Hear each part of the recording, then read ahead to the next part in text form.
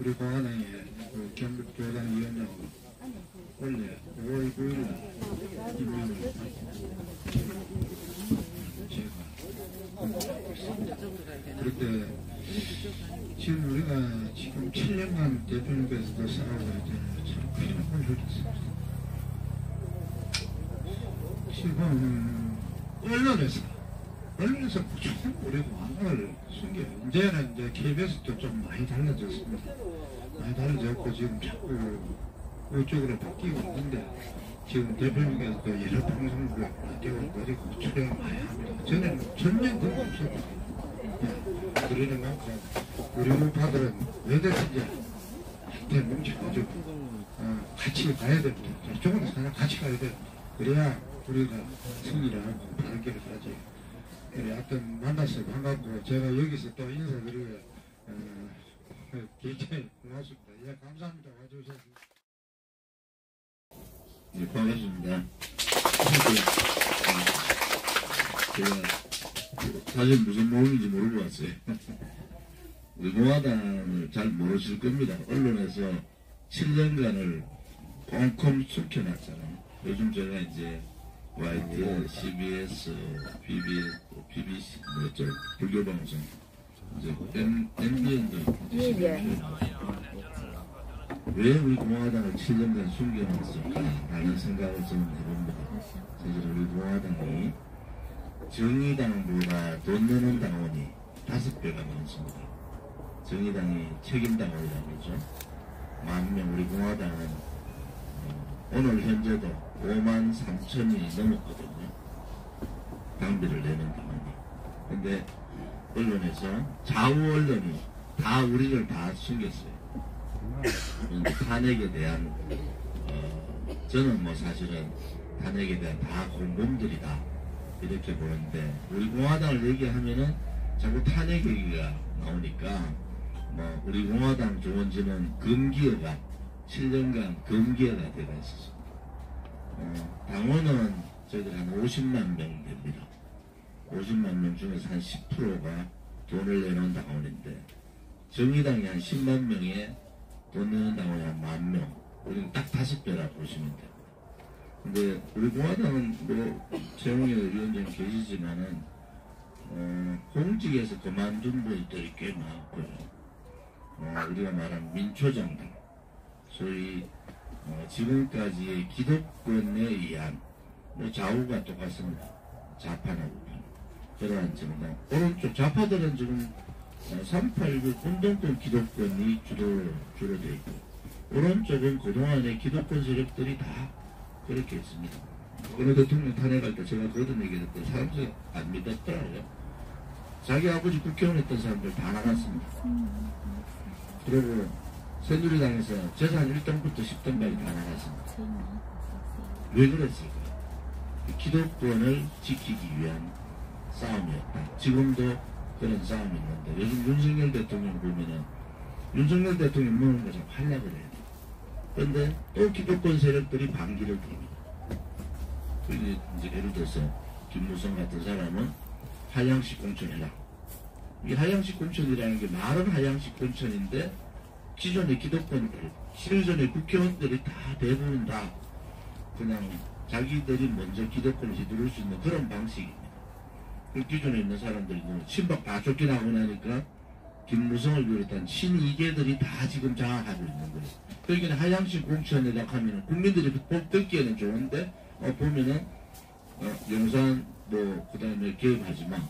그리고 지금의 기득권, 지금의 국민의힘 기득권을 그냥 그대로 가겠다는 거 아닙니까? 한발 더 나가서 보면 그런 부분들이 있다. 뭐 이준석, 유승민 저는 뭐 사실은 별로 인간같이 안 보는 사람입니다. 개인적으로는 유승민 선배랑 저랑 뭐가 나쁘겠습니까? 개인적으로.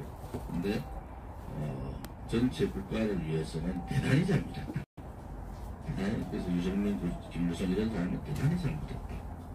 근데 지금은 뭐 사실은 박근혜 대통령이 나오셔가지고 사면하고 1년 반 있다가 뭐 친박 없다고 하시니까 우리는 지금 사진 붙여놓고 다 떼고 이제 박근혜 대통령 이제 뭐 사진도 떼달라, 이름도 쓰지 마라 하니까 안 쓰고 있습니다. 근데 결국은 7년 전에 있었던 그 일들이 우리 공화당은 그 7년 투쟁에서 한 20명이 돌아가셨어요.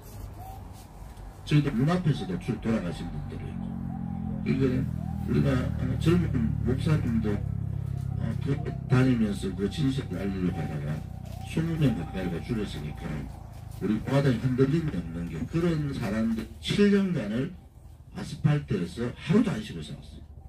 여기 이제 우리 경산에서도 정의 위원장님도 공직자 출신이잖아요.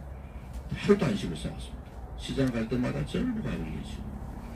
그래서 저희들이 이제 생각하는 것은 여야 자나 우나 정말 우리 중산층, 서민, 자영업자, 또 농민들 위해서 할 수 있는 정당이 없는가. 정의당이 왼쪽에서 그래 하려고 하는데 정의당이 이념 정당화가 너무 이념 정당화가 되고, 실질적으로 국민의 기득권이 아닌, 가진 자가 아닌, 가지지 않은 사람들의 그러한 정당은 없는가. 그러면서 저희들이 7년을 우리 공화당이라는 이름으로 했습니다. 대단한 조직입니다, 사실은. 이게 국가보조금 한 푼도 안 받잖아요. 근데 당원들의 당비에 의해서만 움직이는 거고, 그래서 굉장히 깨끗합니다. 우리 공화당 7년 동안 부정부패 얘기 없잖아요. 정광훈 목사 같은 얘기 없잖아요. 그러니까 지금 이제 좌파 우파나 전부 우리 공화당은 극우 세력이 아니구나, 태극기는 좀 다르다, 이렇게 인식이 가고 있거든요.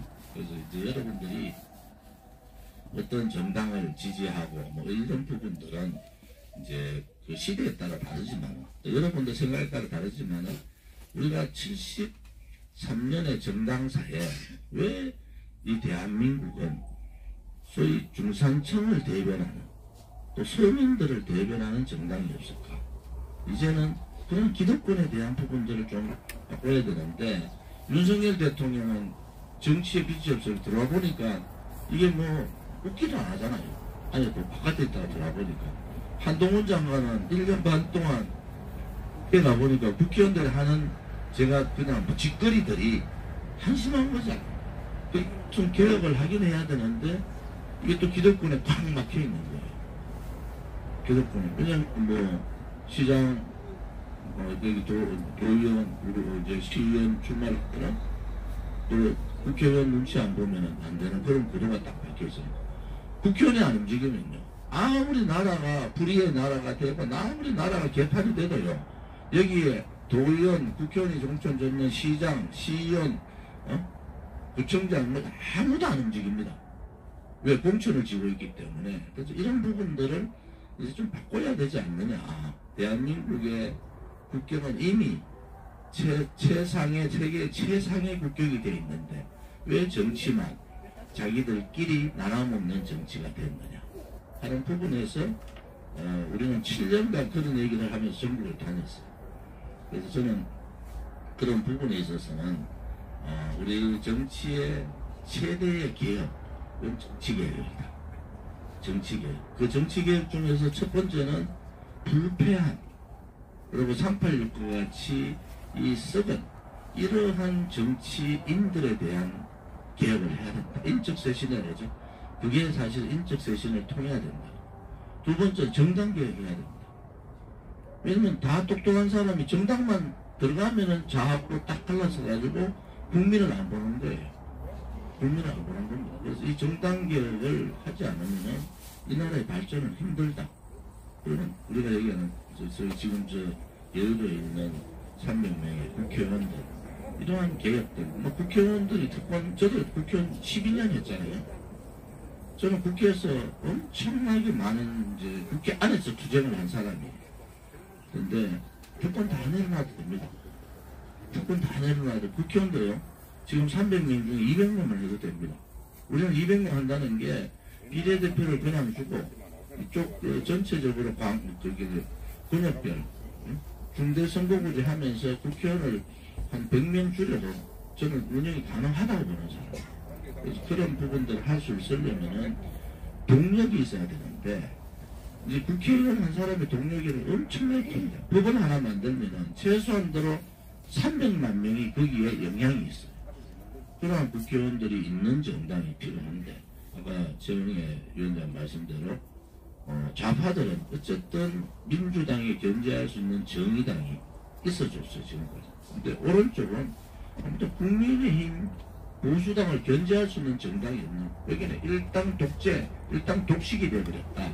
그래서 우리가 볼 때는 이러한 구도들도 이제 하루아침에 바꿀 수는 없지만 서서히 바꿔나가야 된다 이런 생각하고, 지금 우리 공화당 얘기하는 것은 신당에 뭐 유승민 이준석 나가면은 제가 그 얘기합니다.